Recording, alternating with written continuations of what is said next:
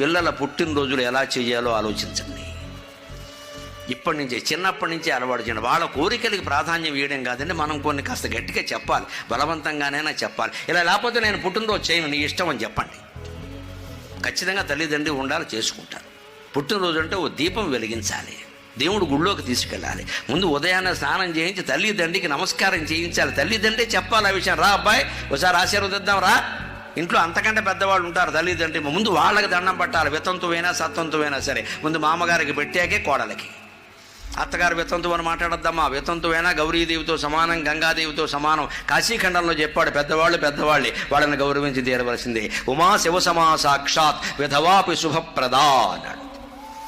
వితంతు అయినా సరే అంతవరకు ముత్తైదువుగా ఉంది, భర్తకి పిల్లలకి సేవలు చేసింది. ఆవిడ బతుకున్నంతకాలం ఉమా శివసమా సాక్షాత్. స్కాంద పురాణంలో వ్యాసుడు చెప్పిన మాట ఇది. ఉమాదేవితో సమానం